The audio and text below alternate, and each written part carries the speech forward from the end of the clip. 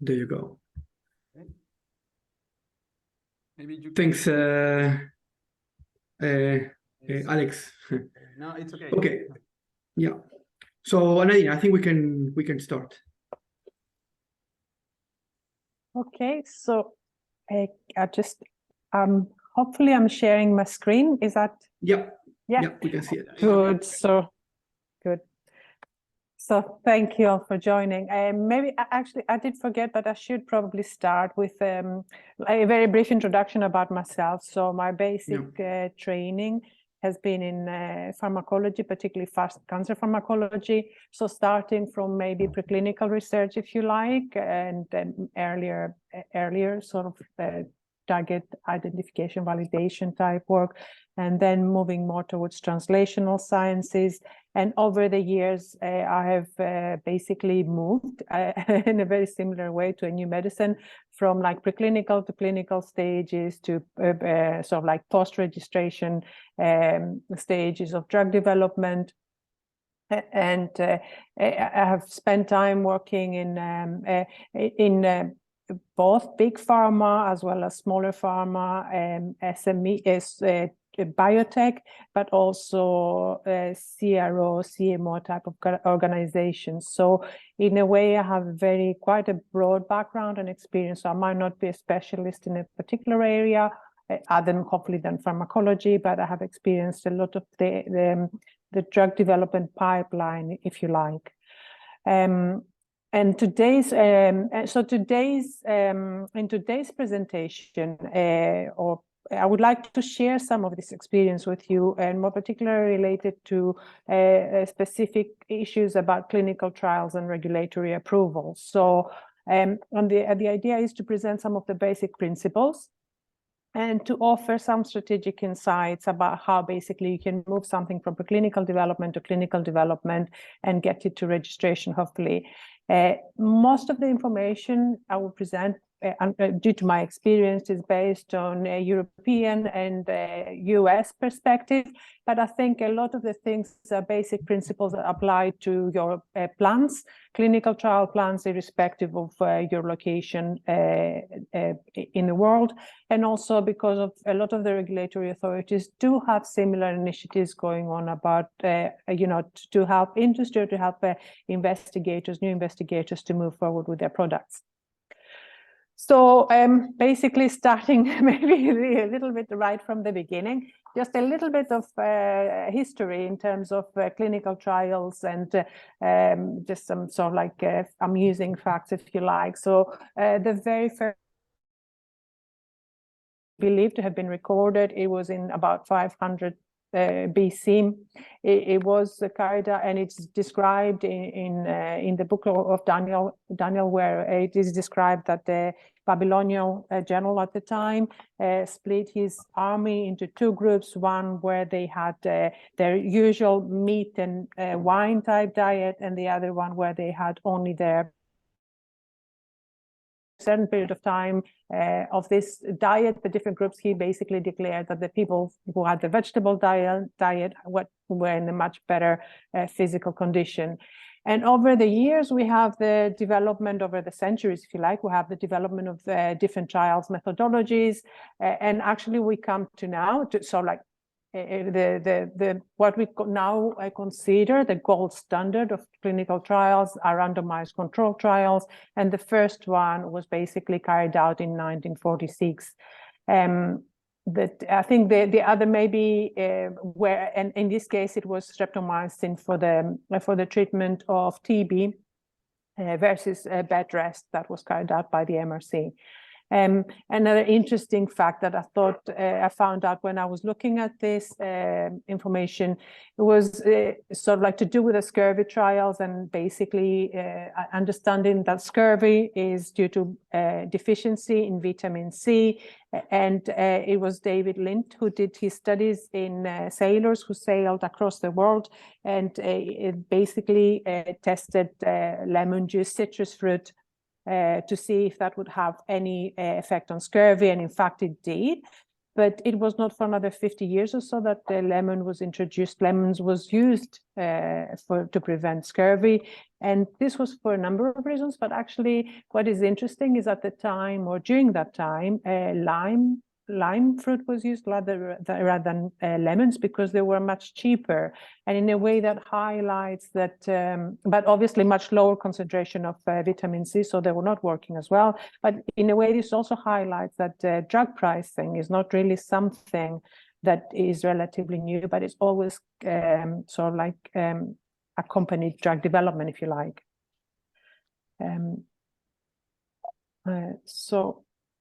And as I mentioned earlier on, we now acknowledge or use randomized controlled trials as the standard for carrying out interventional trials, especially. And these are trials that, interventional trials, any trials, for example, that most of us come across in terms of drug development.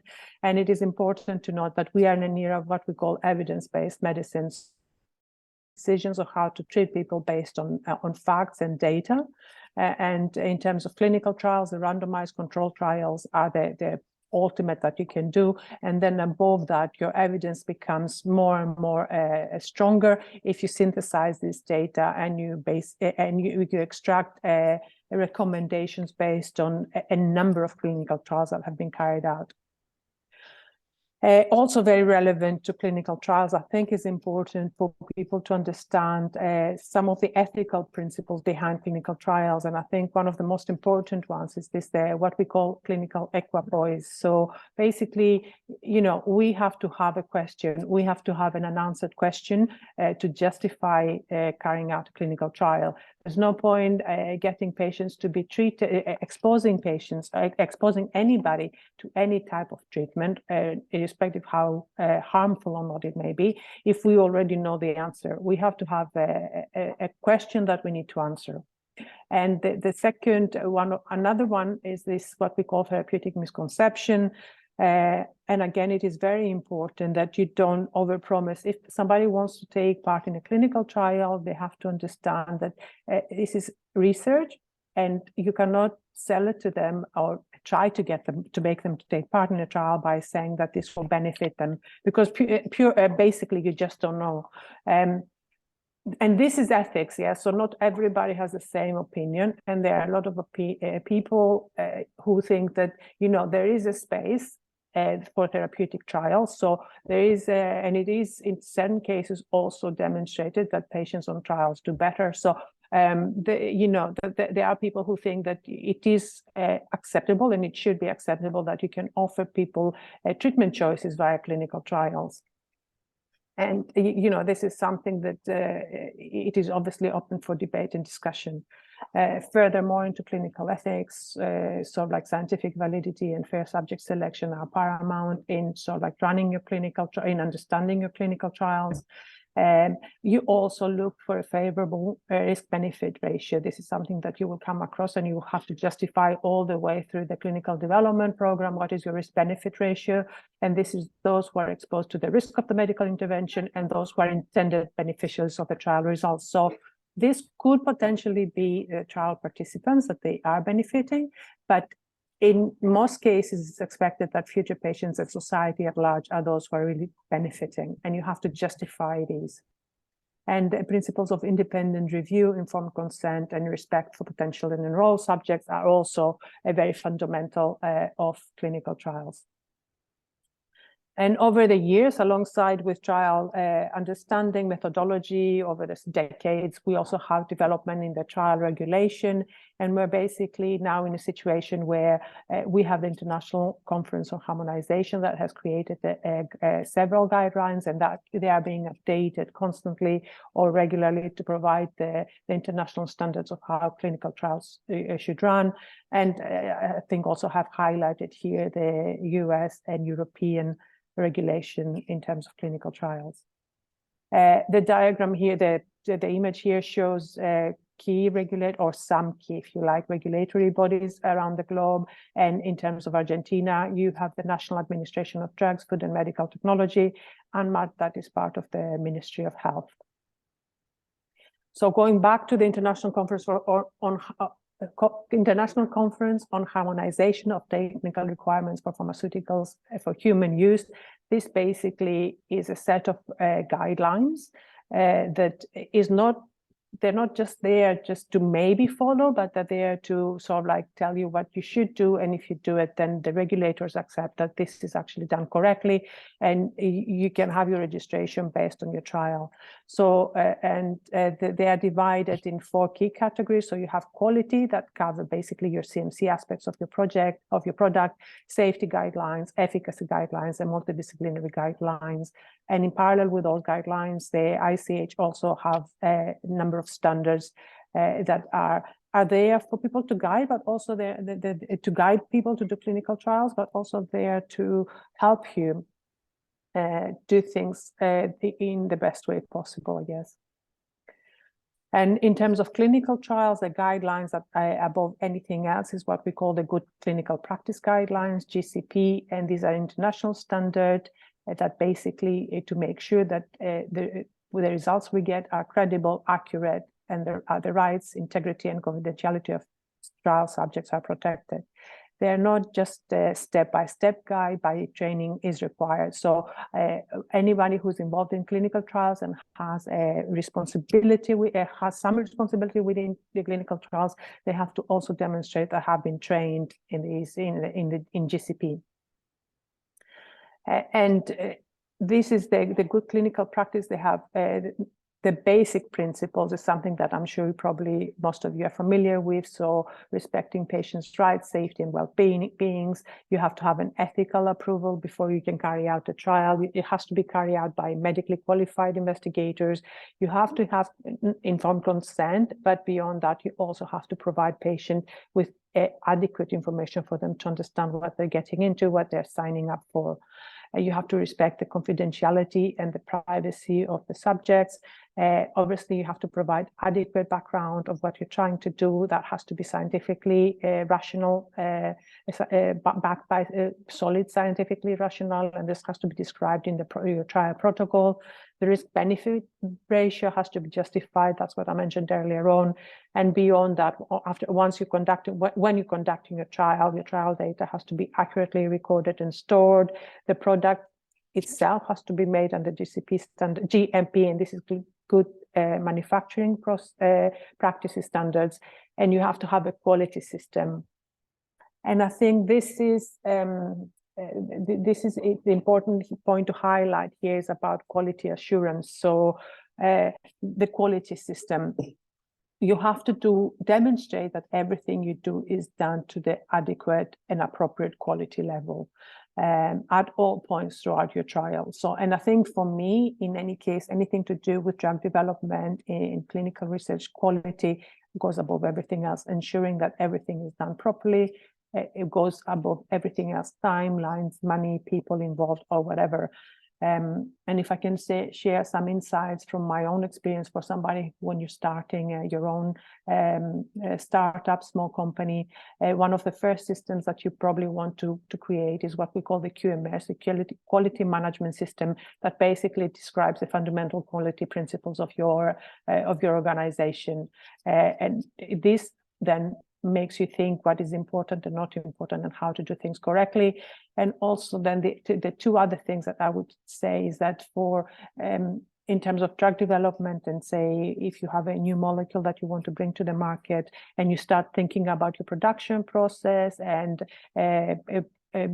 starting this hiring or dealing with an external manufacturing organization, you have to make sure that you have your own QA person on board. CMC quality for the product and clinical quality, clinical QA person for the clinical trial. One of the first things that probably the CMO as well as CRO will ask you to sign is the quality manual. The quality agreement. and they want to certain aspects of the quality fall with them, and they're responsible for that. But there's certain aspects of quality of the product and the way you do things are a responsibility of your own company, and they have to be trained people within the company to do these things. So it's important that you get experts in this area to guide you through this process, or develop the expertise in your company. But it's something that you should not forget, and I think it has to be one of the first things that you think about as a small startup company. So now moving on to clinical and regulatory strategy, where do you start? And I would say you start basically right from the beginning along the drug development path. You start thinking about your clinical and regulatory strategy from the moment you think about your target until all the way to the end, until you basically do your clinical trials and you're ready for registration. You may not have the full answer at every single point or know everything, but there are certain questions that you have to ask yourself and find the data, the arguments about how to move forward.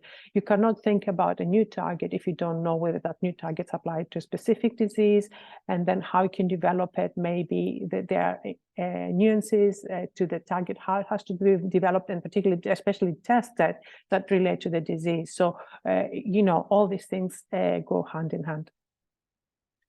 And this is probably something that you've seen a lot of times before. So the overall drug development path, the clinical development path, registration are very complex mechanisms, are convoluted pathways, that they're not really a straight line, but they're like go back and forth all the time. And it's very difficult to understand sometimes where to start or what to do. And also this is the same, maybe if you like, the same type of map, but in a different way. The NIH has created these maps of, this is an example of a small molecule map, and this basically describes what you have to do with a small molecule. What are the types of studies that will take you from basic research to registration? And this indeed does look very complex. So how do you basically, you know, it can be quite daunting, but a lot of people have done it, and you know, you just have to, in a way, if you really want to get into it or do it, it's about willpower and wanting to do and having the biology and understanding behind it, and then you move forward, I think. And how you move forward, I think I would say maybe you also have seen this paradigm before. You think about it more as a way of like a metro or an underground map. So you know where you're getting in, you know where you want to go, and in between there are a lot of possible ways. But ultimately in drug development, what is most important is to understand how you move forward and how you move from one station to the other until you get to your end destination, based on data, based on facts that you have, and that helps you make decision to move forward. And moving forward, thinking about the end, ultimately, after you conduct your clinical trials, after you conduct your basic research and you move on to your clinical trials, what you want to be able to do is compile the common technical document. This is basically the document that you submit for registration of the product. And this one, the common technical document has three main areas, if you like: the quality, which is your product, CMC, non-clinical, and clinical. And this is ultimately, if you think about the different aspects that cover these three areas, this is what basically is how to, in itself, the document itself offers you the guide of how to move forward.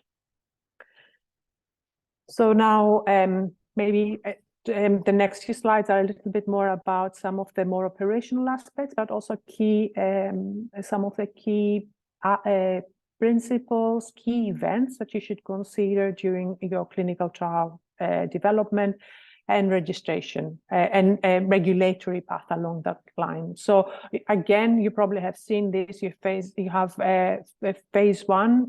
Clinical trials could be phase 0s, 1, 2, 3s, and 4s. And this is, phase 0 tend to be exploratory. They were very popular quite a few years. Oh, I wouldn't say very popular. The concept was quite popular very few years ago. I'm not sure there's so many of these going on, but the idea is that they are like exploratory studies that often test very small concentrations of very small doses concentrations of your product. In the phase 1, essentially, you look at whether your treatment is safe. In the phase 2, how does the treatment work? In the phase 3, is the treatment better than anything else that's available out there? or the standard of care, maybe I should say. And in the phase 4 is basically you do things that may be necessary for your life cycle management of your product. Or in fact, it could also be commitments that you sort of like that you have from your registration. But I think to me, it's important to highlight that is, you know, whether it's a phase 1 or 2 or 3, it helps, but it's not really what defines everything. What is most important is your methodology. You can have phase 1s that can be phase 2s, or phase 2, 3 that could lead you to registration. So it is about how you design your trial. You know, you can have a phase 1 that looks at the safety, but at the same time it could include expansion cohorts that look at the more out of the proof of principle, proof of concept aspects of your product, or your phase 2 and 3. For example, you know, a few years ago, Keytruda trials, through a phase 1, they recruited they went on going on for about more than 10-15 years. They recruited over 1,000 patients. They have managed to have several registrations out of the phase 1. So, you know, again, it's how is your methodology of your trial? And or at the end of the day, if you have the right outcomes, if your data are collected in the right way, how they can be used at any stage during the process, and certainly can be used for registration later on. So in terms of clinical trial operations, I think here this slide shows various documents that are necessary, and they're called essential documents in order to submit to receive approval for your clinical trial. And it's quite a long list. A lot of it is administrative information. This is very important administrative information that you have to collect. But from maybe, if you like, from an investigator perspective, the investigator's brochure, the protocol, and the case report form are possibly the most important documents, at least to get you started, and you have to start thinking about in order to understand how you develop your trial. And here is basically again showing a little bit in a timeline how you would go about conducting your trial. So you have the protocol, you select your sites. This does not include your approval. So before you, and then you initiate your sites. So before you initiate your sites, you have to have your approval, and then you go through recruiting your patients, treating them, following up the patients for a certain time point as needed, and then when the trial, the data collection time point finishes, then you clean your data, you analyze it, and you report it. I think the important points to note here is that you know, the data cleaning and data collection is something very important. And again, this goes back to what I mentioned earlier on in terms of quality assurance and making sure that you follow good quality, you follow GCP, you follow good quality systems to make sure that your data is collected in the best way. Often for a startup, a company working with an SME, with an investigator, not having too much budget, they sort of like think, okay, maybe an Excel is good to collect my data, but this is never a good idea. Even at the phase 1, it might allow you to collect the data and maybe move forward further on. But then in the future, if you really want to go back to the data and possibly use it to support your registration, you have to demonstrate that these data were collected following certain principles. And this is often, if the data have not been collected in the right way, this is not possible. Then in a way, the data can be lost, or it takes a lot of money and a lot of effort to go back, retrace what was done, and retrieve the data and make sure that is now reported correctly. So this is important for your investigators, but also for the regulators, but also as a small SME, you will probably find that this is important for investors and potential partners. If you decide that you want to partner with a big pharma, they always want to see that whatever you have done, especially in terms of clinical trials, is done in the GCP way, the way that should have been done. And this, in the same slide, also there's some notes about feasibility. So obviously you need to make sure that you recruit patients and they remain in the trial in order to complete your trial, in order to get your results. Otherwise, it's pointless if you know that you're not going to recruit your patients.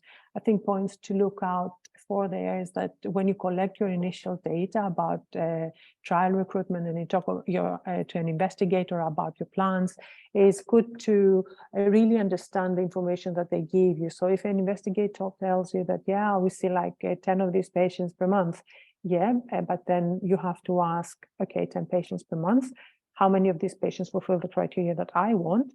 And then the most important question is how many other clinical trials are going on at your site?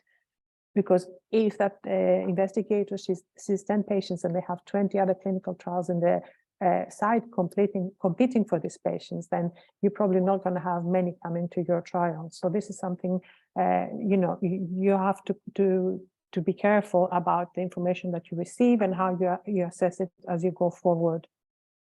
And there is a similar situation with the protocol. Say, for example, your clinical trial protocol. If you develop it with a fantastic, very internationally recognized KOL at a specific site, that's very good. But at the same time, you have to test it and discuss it with other investigators in other sites, because do they also have the same experiences, the same standards of care? Do they understand the patients in the same way as the investigator, that one investigator? Because if they end up not being able to recruit because the protocol is just basically that your inclusion exclusion criteria is not relevant, that could be a very big issue. An important point I think also I would like to make is that, we often think about the clinical trial and it's about phase 1, phase 2, phase 3, and maybe the interventional part of the trial. But what is very important to forget that there's a lot of activity that goes on in terms of CMC as well as non-clinical work that is there and goes on during your trial as well. It just doesn't stop at this point. Yeah, normally it is accepted that your CMC is developed to a certain extent by phase 1, and it has to be the same as what it will be. Your product has to be the same as what would be when it goes to the market for phase 2. But there are things that go, so that means that things are going on during phase 1, but also well beyond that. And that may mean that the process is being improved, changed, as well as the product itself. And along the same lines, you have to basically do trial, whether in humans, to understand the metabolism of your product. Say, for example, this is not something that is done earlier on, but is done later. Or you may have toxicology studies that you need to do. Say, for example, if you're interested in going into pediatric and a pediatric indication, then maybe you need to do trials in juvenile animals, non-clinical toxicology studies in juvenile animals. And some of these points I will also explain later on. And then in terms of trial methodology, the methodology is also evolving a lot. I mentioned earlier on, okay, we do have the randomized control trials and a number of different methodologies that you can use to carry out your phase 1, your safety studies, as well as later on phase 2 proof of concept studies. And this is maybe more an example from oncology, where we move towards more and more what we call master protocols. We have basket trials where one tissue, you can test the same product in different types of cancers, or you can have umbrella trials. You can have where you test different products in the same cancer, and it could be different disease, different indications. And now we have also platform trials where basically you combine everything. You write, and the important thing about these master protocols is that written in such a way to allow investigators to continue without having to stop and go back to the ethics committees or the regulators all the time to get approval. Obviously, and they are complex protocols because they have to account for a lot of different things and a lot of different conditions, but in a way also, even though they take a long time to put together, at the end, maybe it is much more beneficial for patients, especially they're used often in rare disease and rare conditions by big institutes. So this is something quite, I wouldn't say novel anymore. It is, I would say, probably quite common, and it happens a lot. And I did mention about randomized controlled trials, and now we're talking about pragmatic trials, because randomized controlled trials are the gold standard, if you like, but also they are in a way, they are standardized in the best way possible. If you like, they're the best case scenario in terms of the patients that you have, because you probably include or exclude patients, a number of patients. So so you end up with a much more homogeneous situation and patient population that you would in reality. So maybe even if your drug does work in a randomized control fashion in a trial, when it comes to the market, it does turn out that it's not really as effective, because the effect gets diluted among the different people that need to use it. So this is something very important, and these types of trials are becoming more and more interesting, and they're facilitated by a lot of things, especially the idea that we now have and collect real world data that we can analyze in a very extensive way using AI or digital technology. We have patients that and this data is collected in a variety of different ways from patients that are at a particular site, at different sites, that don't need to go to the hospital, or they can just remotely join trials now. So all these things are now happening, and they are greatly facilitating clinical trials. And actually, especially the last few months or whatever, with ChatGPT, we cannot ignore AI, but we all know that in drug development is not something that is relatively new, that is very new. It's something that we've always talked about for the last decades. It's something that we all want in a way to happen, certain things, because we have so many different data, heterogeneous data from different sources, and we want to be able to put it together and understand it, not just extract the information in a way that is understood, it is robust, it is and it can be used in a good way. So I think for AI, it is something that could have a very positive impact, but there are a lot of things that we have to obviously take a lot of consider a lot of things. And this is basically an image from a very, very recent paper talking about generalist medical AI and getting to the point where basically you get to support decision making. It it's much more decision making where the doctor takes, to decision making where the doctor takes together with the patient, and maybe more with the help of AI, we move more to a state where medicine is becoming a little bit more of a commodity, if you like. We're not there yet, but it's something that is quite standard. So and it is for a lot of the conditions that we saw facing can be they can be dealt with in a much more standardized fashion. And at the moment, this is sort of like something that, again, it is not new. It's been happening over the last decades. We're talking more and more about patient-centered development, patient centricity. And it's not just about engaging people and telling them about science and what we're doing, and about our clinical trial, but actually involving them in how we write our protocols, and how basically do the protocols make sense from their side. And if I can mention a couple of examples here. So for example, I was in a meeting, it was a couple of years ago now, about gene therapy, and this patient representative was talking about new gene therapy being trialed in the area of Duchenne's, and there was in children with Duchenne's, and all the regulators and the KOLs were getting together talking about really complex outcome measures, musculoskeletal devices and mechanisms that can use to assess the efficacy of the product. And then at some point somebody says, can we ask these kids what they would like? And the kids said, or most of the kids said, I just want to put my hands on the table so I can play video games. So this also shows that they have a really good perspective, and they live with the disease, so it is important that they are being listened to. And maybe from an SME perspective, and started a company very recently, I've been talking with a small with an investigator about the repurposing of a particular product for a rare disease. We've been talking with a number of groups, and we approached one of the companies producing this product, or have done trial in these products in the past. And once the patient representative got involved in the discussion, things changed. The big pharma became very responsive, and it has been a very positive experience so far. Things are going well. And in a way, maybe you can be very cynical and say that this is, oh yeah, obviously this is politics, but I don't really think it's just that. It's also about, when you involve patients, you're able to show the real people and makes things more real for the people involved. It's not just about test tubes and mice, it becomes about humans and people living with the disease every day. So I think even, hardcore,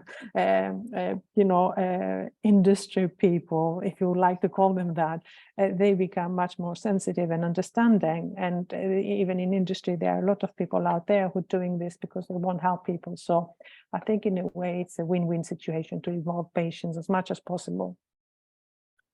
And along the same lines, you have what we call health-related quality of life and patient-reported outcomes, a much broader term. So more and more we started looking into them. So for a number of years, obviously, a lot of people have been collecting health-related quality of life. And you can have the different categories, the different scales for measuring health quality of life. And this is sort of like and in a way, what is important about these is that, strictly speaking, for the majority of the diseases, this is not something that, or the majority of products out there, this is not something that regulators consider when they take a decision about the product. Maybe consider is the wrong word, because they do want to see them, and they really want to understand how the treatment affects the disease, not just in terms of its efficacy and reducing the disease, but actually the person as a whole. And this goes back to the patient centricity we mentioned earlier on. So it's like, about the person living with a disease, because a lot of diseases are becoming chronic or are chronic. So, you have to live with them. So how does the treatment, and you have to live with the treatment. So how does the treatment allow you to have a good life, not just a life free of cancer, but a life with cancer that is good, if you will, or rheumatoid arthritis, or any disease that, if you like. So at the moment, they're not something that maybe is, strictly speaking, a part of the registration or the registrable outcomes, if we can mention this, but it's something that all regulators are pushing for, they want to see, and it is extremely important for, maybe, if you like, for having the discussions with payers. And after your registration, it is something that can help you a lot if you have already thought about it. And maybe it's not a good idea that you include it in your phase 1, but it could be. Nobody's stopping you to include this information and these outcomes in a phase 1, say, early clinical trial. But at the same time, as long as you understand what the data means when you get it out and when you try to use it and analyze it, that is the important thing. Also, it is as important, and it is also very important to collect this data. And also collect, what I should mention also is that there are a number of such tools out there that have to be validated and useful for the disease that you're looking for. So you can have health quality questionnaires that apply to breast cancer. It doesn't mean necessarily apply to lung cancer or apply to a patient with a heart condition. So you have to have these PROs validated, PRO tools that are validated in the disease that you're looking for. And again, this is not something new, and I hope that most of you obviously know about precision making, so precision medicine, sort of like the idea that is not just about a bunch of patients, sort of like with a disease, but it's not about the disease, but it's about a group of patients having something that is biologically common to their disease. So it's not just only the disease, but goes beyond that. and that sort of like, and how the treatment relates to that. We're not at the stage where it is about individuals, maybe if you would like to call that personalized medicine, but precision medicine, it is something that, you know, it is all around us. It's what we're doing, most of us are doing at the moment. And along the same lines goes sort of like together with precision medicine goes the sort of like the concepts of companion and complementary diagnostics that are there to help you make a decision related to a particular drug, or diagnostics that are there to maybe help you take these decisions, but they're not necessarily essential. And I will not mention, I mean, we could talk about diagnostics forever and clinical trials that involve diagnostics. This is a completely, if you like, it is a complete parallel development path to your sort of like standard drug path, if you like. You have to do clinical trials for your drug, you have to do clinical trials for your diagnostic, or to put them alongside your clinical trials. So it's a very, very big topic that maybe we can have another discussion at another point on.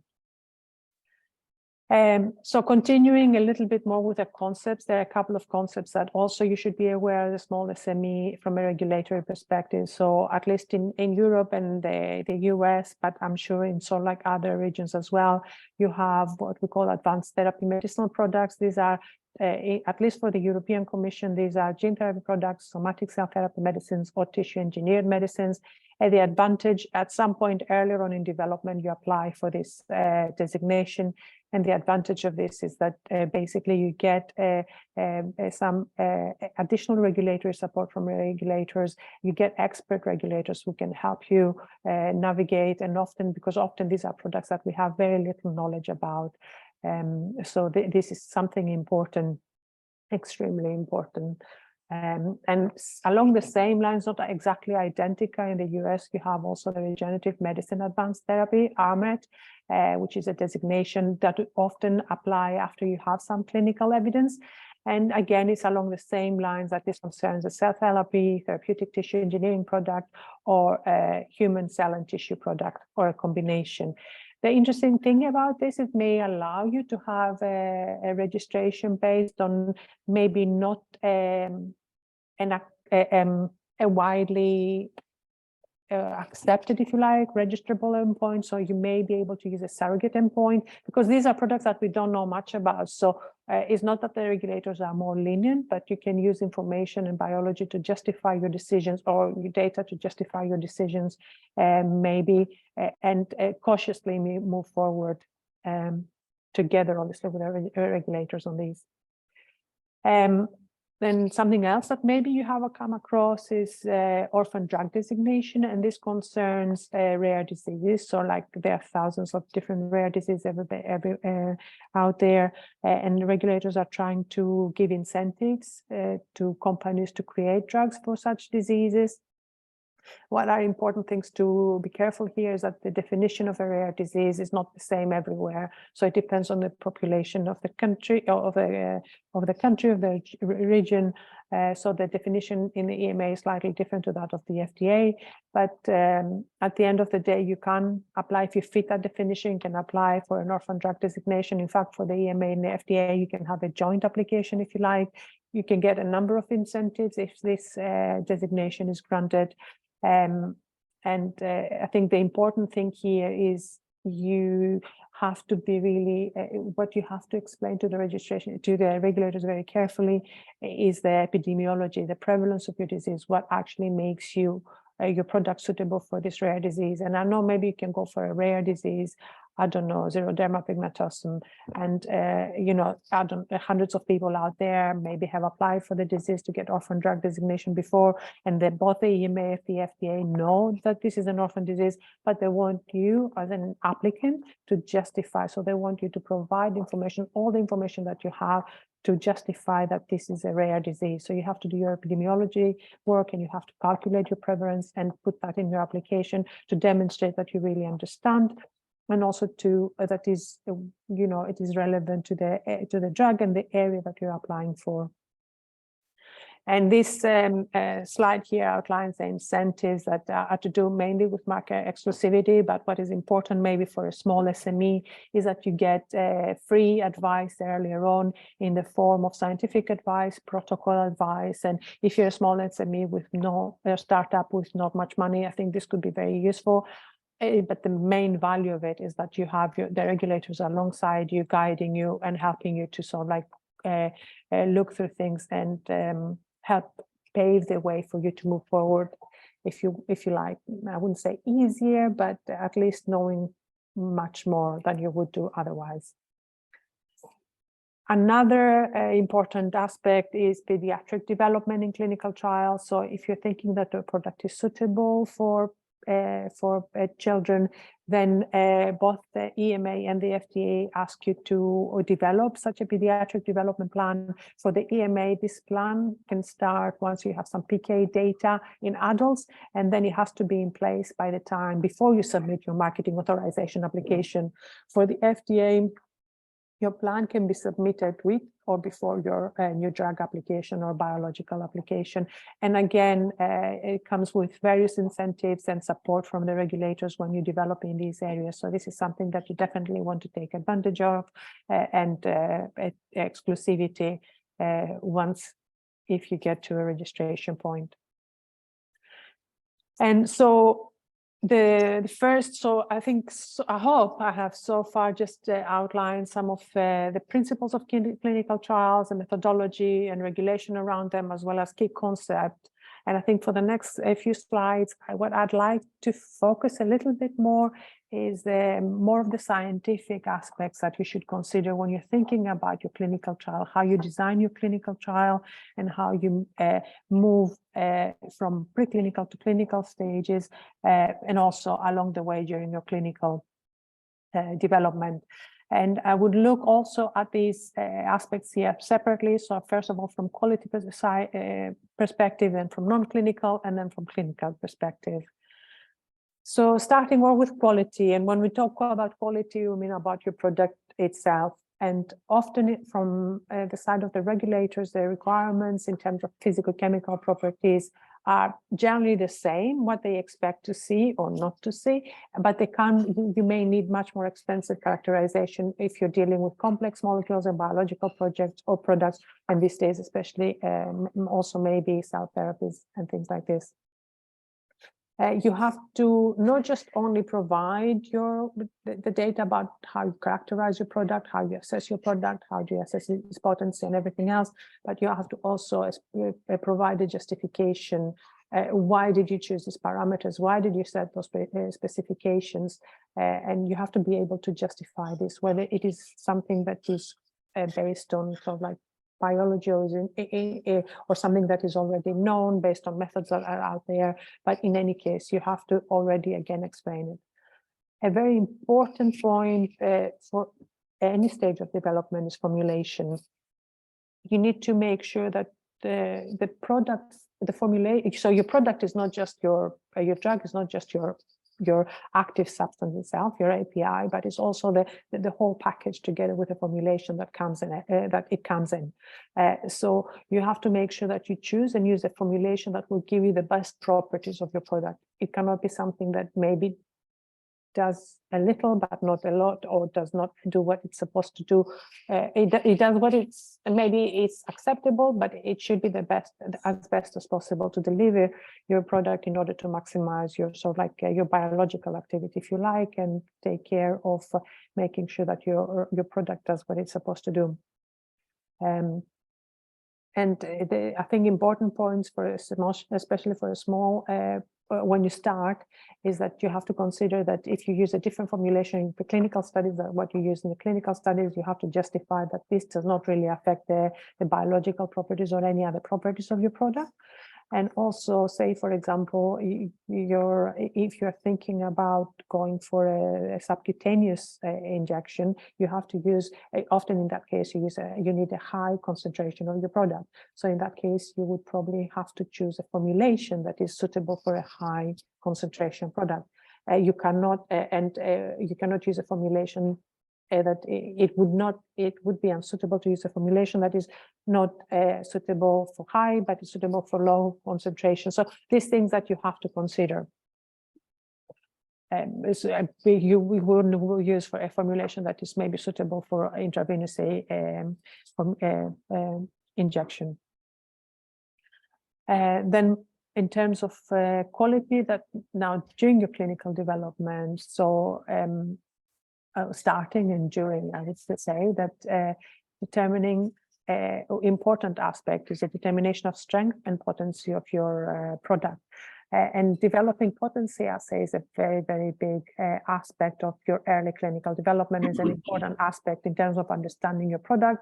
And you have to also demonstrate to the, not just showing using it as a way of describing the strength of your product and the way its biological activity, but also you want to make sure that the potency of your product as it is produced for the first batch, it will be the same when you produce the 1,000 batches produced. So you have to have an assay that measures potency and reflects the mechanism of action of the product, but also an assay that is suitable now, and it will continue to be, and the data makes sense all the way through development.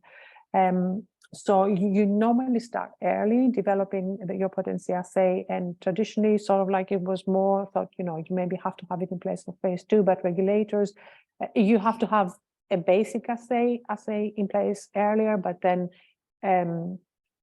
later on, maybe by phase 2, you have a much more comprehensive assay.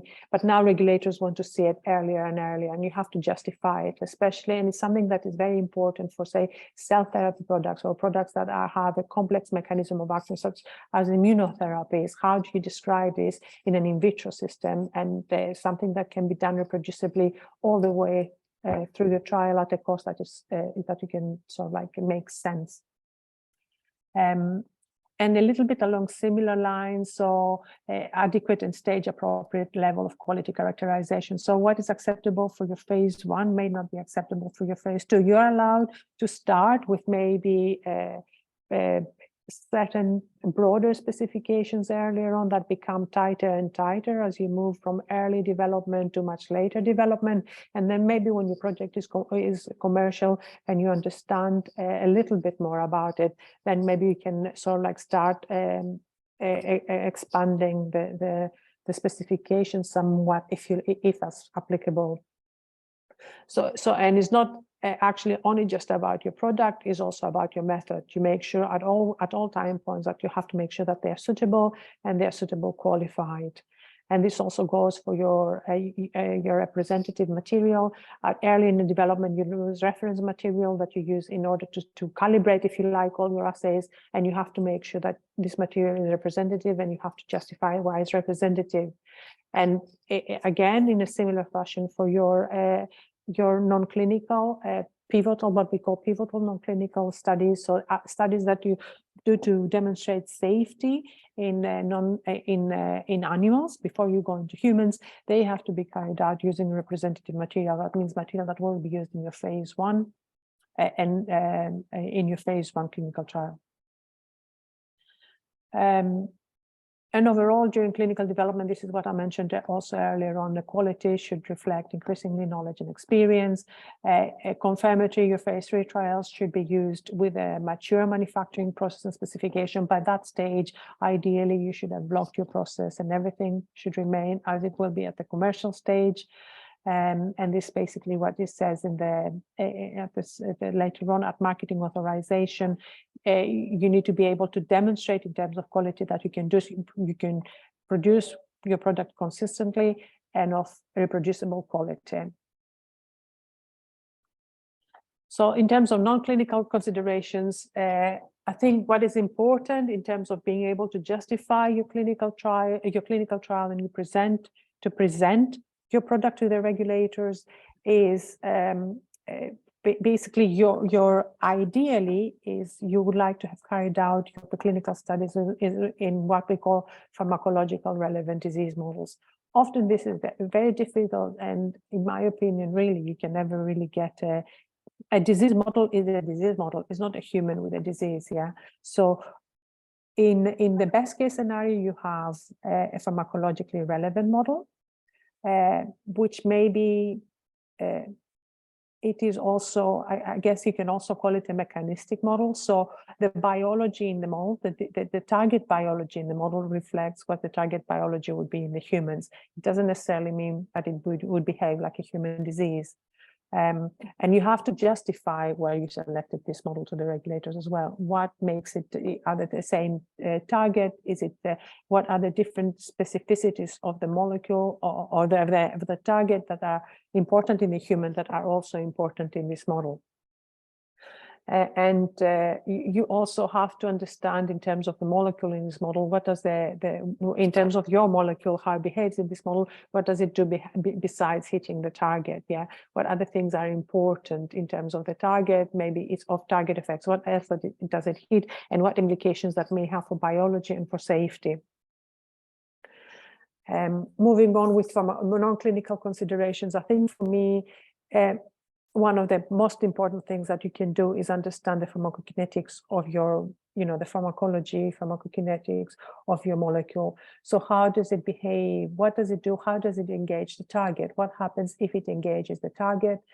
So for example, you have a kinase inhibitor. How does it engage with the kinase inside the tumor cell, and what happens after it engages with a kinase? Is what sort of like antiproliferative or other mechanisms are triggered? And then if these mechanisms are triggered, what happens to the cell? Does it stop proliferating? Does it stop moving? Does it stop producing what it's supposed to be producing? And if you do this, then do you see the tumor being reduced in that model? So do you see, and then you maybe start thinking about that is clinically relevant model. If you see tumor reduction, then maybe this is also something that you may be able to see in the humans, or at least look for in the humans. And it is things you have to understand very well in your preclinical models, and you have to understand them very well in terms of your exposure, your PK. So you have to do your PK, PD, alignment, modeling, call it what you like, but this is something very important that you have to look for and investigate preclinically. And you don't have to do thousands of experiments. You just have to do a few very well structured, very well designed experiments to look at, say, for example, dose response and engagement kinetics of the target. So the things that I just mentioned. So some studies, it's important to see dose response. It's important to see that your target is getting engaged. It does what it does, and it has a downstream effects and the phenotypic effects that you want to have. Because this doesn't just make good biology and nice publication papers, but as I will also explain later on, it helps you very much in understanding where you want to go in the humans and how much sort of like what happens when you go when you actually test your drugs in humans. And then as part of non-clinical considerations, we have to look at toxicology. So you have to do your standard toxicology studies that are required, and there are various guidelines to guide you how to do this. And again, from a small SME perspective, I would say that, or startup, I would say that it's important to engage with toxicology experts who have not just expertise in the disease, but also have expertise in the molecule per se, because toxicology is not just about the toxicity that you see is not just about the target. As I mentioned earlier on, it could be about part of the formulation, or it could be part of the design of the target, design of the molecule. How has your drug been put together? Maybe modifications on it that actually have that cause toxicity in animals that you're not expected to see in humans. So an expert who has worked with this type of molecule before will be able and be aware of this and be able to select the right species for your toxicology studies. And from the regulator perspective, also, it's important to do your sort of like, to link your toxicology to the exposure parameters of your molecule. And then also, please be aware that in terms of longer term, your toxicology studies don't necessarily finish when you go. In fact, they don't finish when you start your phase 1 trial, but they go well beyond that. So you probably need to you may need, depending on your disease or your product, to do longer term toxicity. You will certainly, in most cases, would have to do genetic toxicity, carcinogenicity, and reproductive toxicology studies. If you're thinking about clinical trials in animals, in in children, you'd have to do juvenile studies. And it could be that, for example, even post-marketing, you may have to do post-marketing commitments. So if you're sort of like thinking about combining your product with another molecule, or it is combined, there is a concomitant medication in the clinic that is given together with your product, you may need to do combination studies to look at toxicity in animals.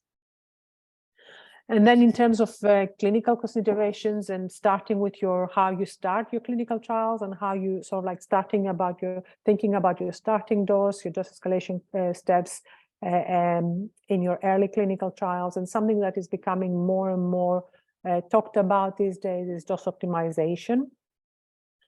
So again, what I mentioned earlier on, having a solid understanding on your PK/PD, or first of all of your PD, linking your target effects and how these link to biology and how that links to the exposure, is the basics, the fundamentals, to be able to establish sort of like maybe what the regulators want to see is the minimal anticipated biological effect level, a pharmacological active dose. These things the regulators will ask to see in your submission for your clinical trial application. So how can you justify starting your trial at the dose, whatever the dose that may be? Is it low enough to avoid any toxicity? Is it maybe good enough to see any efficacy at the same time? So these things you should be able to discuss and justify.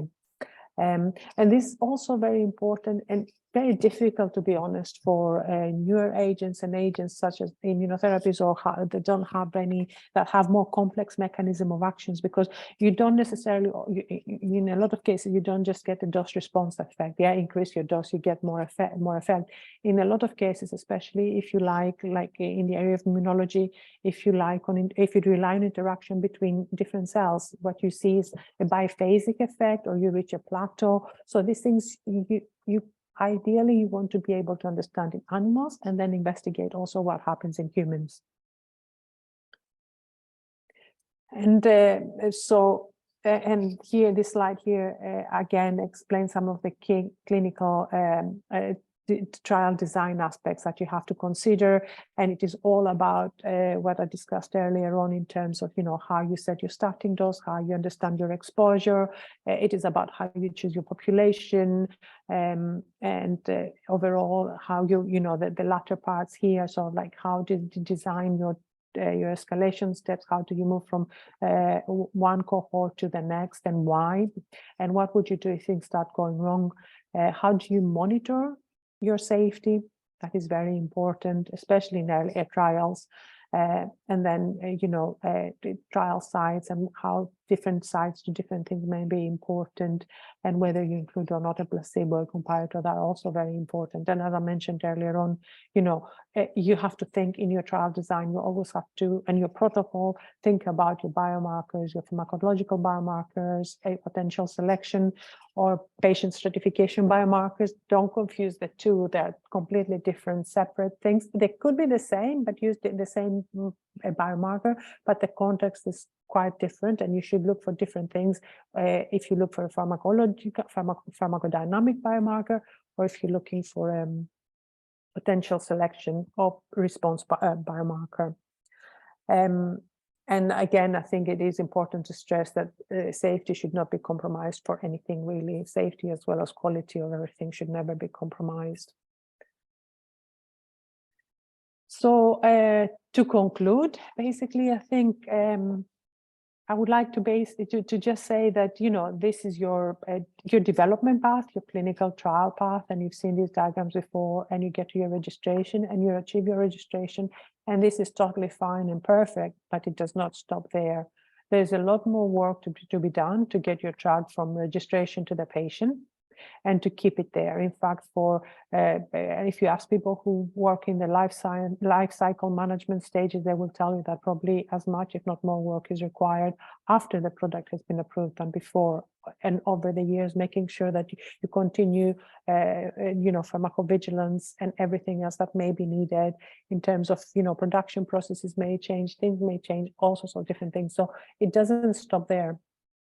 But in terms of actually maybe the very first hurdle of getting from registration to sort of like a year or two later, when you're able to sort of like first enter the market, I think, you should not forget that it's very important to consider right from the beginning engaging with professional bodies, patient association and payers. As I mentioned earlier on, patients are very important, and so are KOLs, professional bodies in the area. They know, if they know about the drug and how well it is, then it is difficult. It is good for them to know, but it's very important for you to get feedback from them in order to do the best development and the best clinical trial possible. And in terms of development overall, I think I would finish by what I started saying from the beginning, focus on the critical path and decision-making activities. So especially as a small SME and startup, or a startup, people in these situations tend to also come from academia, and they're used to doing, quite broad research. They want to investigate everything and know everything. This is perfect, but this is not. Also, you have to accept that this is not academia anymore. You want to make a drug that gets to the patients. So if you start spending your money, whatever little you may have, on activities that don't really help you make a decision, then it becomes less and less the case that you will be able to reach registration. So, define what you need to do, where you're going, and spend your money and your energy and your effort in what actually will help you to move to the next step. And again, something that is always being said is it's never too early to engage with the regulators, and this is totally true. But I would also add to that please make sure that you have something useful to tell them or ask them. Yeah. So you cannot just say, let's start, let's have a scientific advice. You have to have a reason and question to ask them. And it's not just, and the regulators will never tell you, they will never give you an answer. It's not their product to develop. They have a lot of products that they're looking at, and they're there to sort of guide you through. So they're expecting you to come with your position. So you have a question, you form your position, and you have to justify to them, why do you think that is the way that it should be done? And so that's sort of the way that you should approach there. They're very helpful. They're there to support you, but you cannot just, you have to have something to sort of something useful and a sound to discuss with them. And overall, I would say, right from the beginning, think about your development plan. So think about creating a development plan that is guided in a way, the clinical trial development aspect of it and the regulatory path, so from the backbone, if you like, that everything else rests on. So, think about this plan, develop it, and it will guide you, it will serve you and help you quite a lot to go through. And this is it. So thank you very much for listening. I hope, we're sort of a little bit over time, I think, but we started quite late. So any questions, anything else? Yeah. First of all, thanks a lot, Nadina. As, I don't know, for the people, maybe the audience that are not used to this kind of things, well, so this is what it is. It's really complex. It's really intricate. It changes all the time. So yeah, I'm happy that not everybody just ran away during the talk, because so there's still people here. Yeah, I was also sort of it is a very, very big subject. Yeah, so I have, but it is quite heavy as well at the same time. I'm aware of this. But I've tried to capture everything, and I'm hoping that at least people can have the slide set as a reference if they need something. Yeah, absolutely. So questions from the audience, you can write it on the chat, raise your hand, all are welcomed. So I will start from my side. So on your last slide, you show, let's say, because I mean, if you are from the perspective of a small company, you can have a plan. You say you have your product, you have an idea, you have a prototype or a lead, but then things will change. That's for sure. So how can you, I mean, maybe it's a little bit of a very complex question, so, but how can you think of very top level of risk mitigation strategy? So all along your pathway, all along your way, things will change. Your indication will change. You will find that you will need to think of combinations, and that's a completely different game, and so on. Also, so how can you, a little bit of the structure of a SME can already have like flexibility or structures or whatever that will allow you just to be able to accommodate to those changes along the way?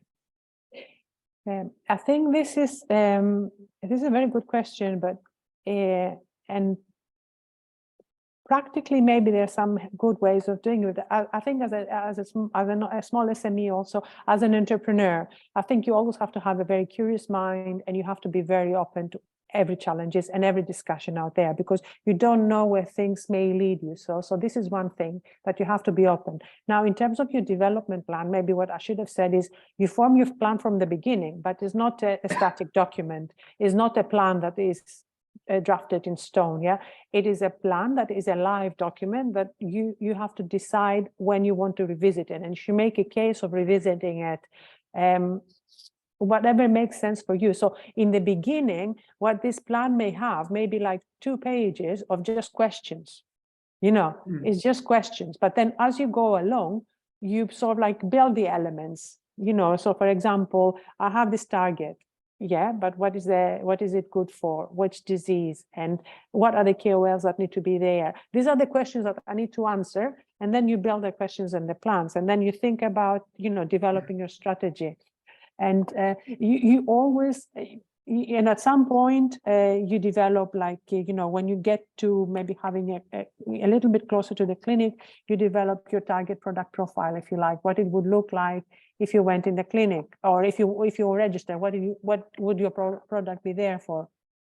Mm-hmm. And that helps guide you a little bit more. But the important thing is that it's a live document that you have to revisit and update as you move on.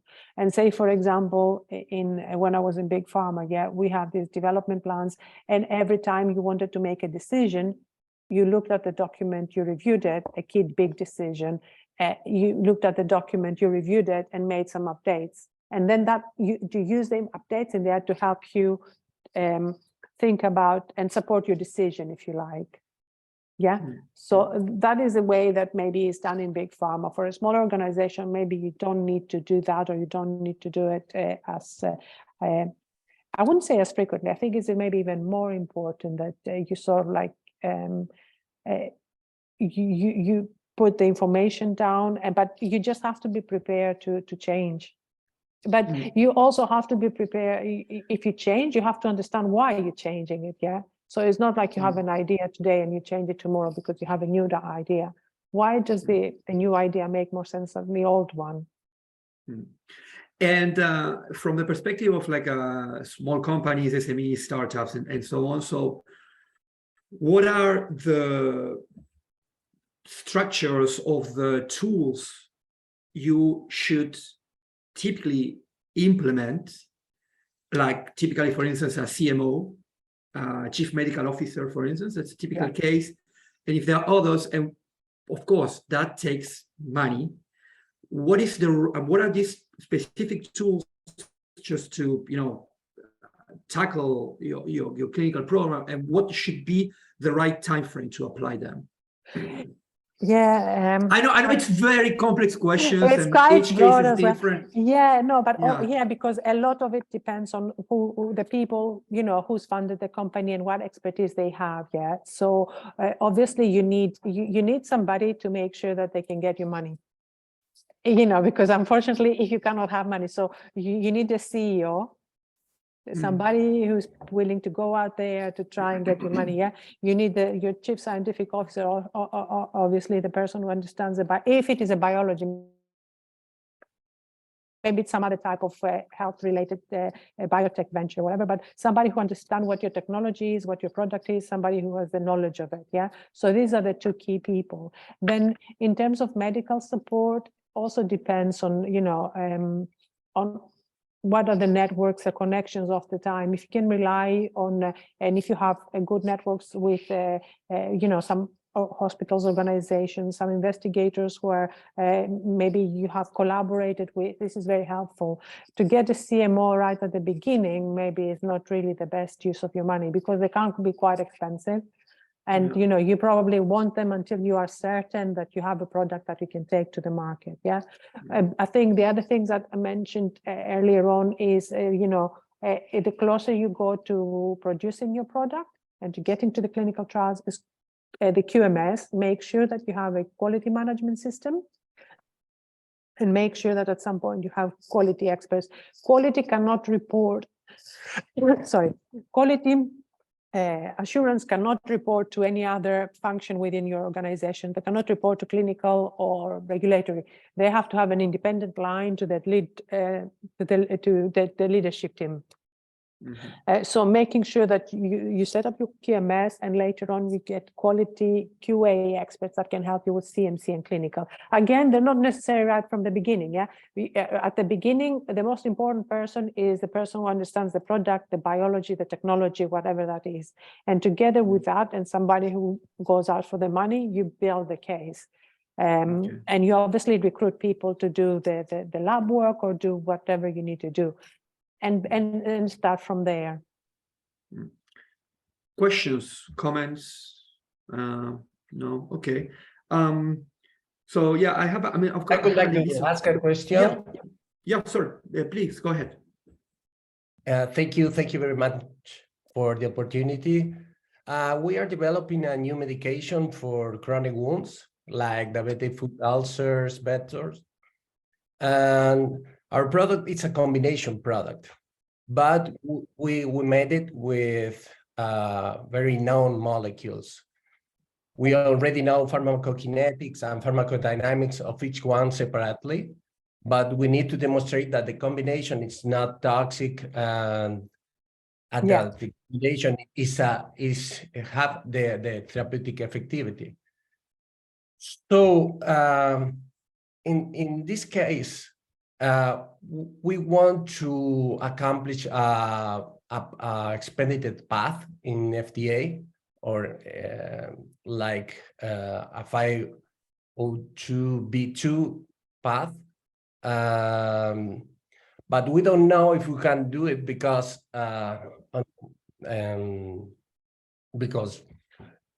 the molecules were already approved for each indication for the properties that our medication has, but at the same time, it's a combination. Yeah. So in your experience, I don't know if it's too complex to explain this. In your experience, how is the best way to present the primary mode of action of a product that has several properties, but at the same time act synergically? Yeah. This is indeed, but I think in this case, the combination makes it a new product. It doesn't make it just because it relies on existing products, doesn't mean that it is the same, and it's not the same as well. It's a completely new product, and it will be treated by the regulators as a new product. Now, do you hold IP in this area, or is there any IP? Because that, that is a different aspect in a way, really, it's about IP, and it's more about a business question, and the regulators will probably not deal with this. So it's just whether you have the freedom to operate and do things in the area that you want. So this is something that you have to consider separately. But in terms of the regulators, they would see this as a new product.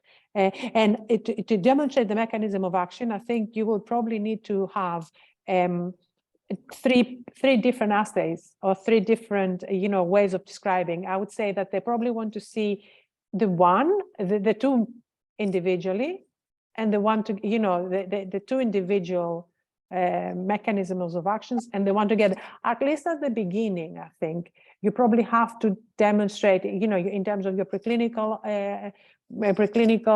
or studies, you probably maybe need to demonstrate the molecules separately as well as together, and then at some point convince them, in terms because. It is. Are we talking about the preclinical pharmacology? Are we talking about sort of like a CMC aspect?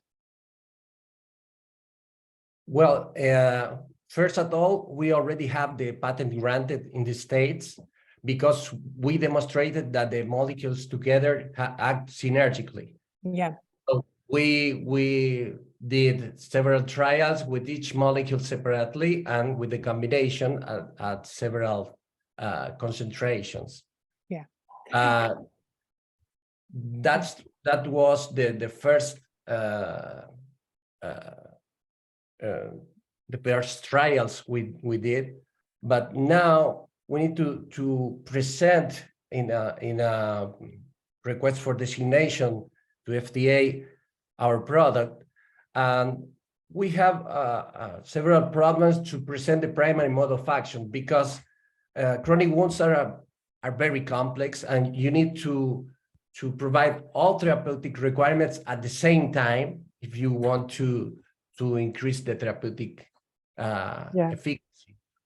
But this is very complex for FDA because they are used to receive medical devices for chronic wounds, not pharma products. Yeah, and I think that your question there is more, or your issue there is more about it's not about the individual projects, the individual products. Is about the assay itself. And what I mentioned earlier on, that especially with immunotherapy, your assay has to describe the mechanism of action, and you have to convince the FDA that you have an assay that describes the mechanism of action.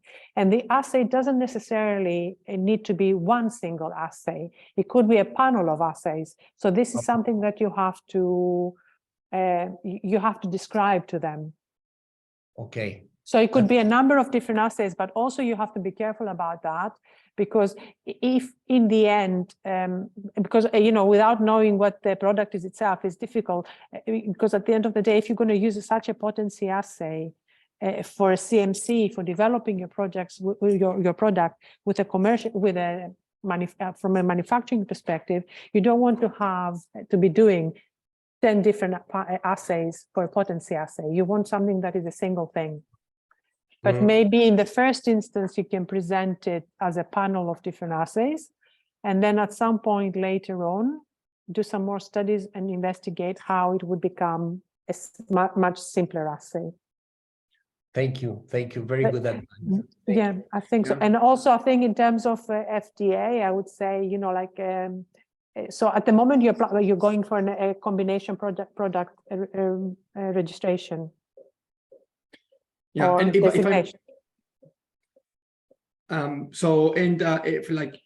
if someone from the audience wants to then follow up on the discussions with Nadina, which that's what she that's what she does, just please contact us, Sebastian or myself, and we can provide her contact, so you can just continue discussion with her. Okay, yeah. Thank you.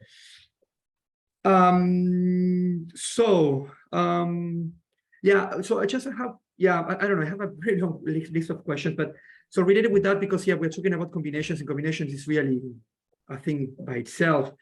And one of the problems with combinations is, like, if you have to, let's say your resources are limited, which is the case of SMEs, the problem with combinations is, okay, how many arms you can have in a trial that you can, pay.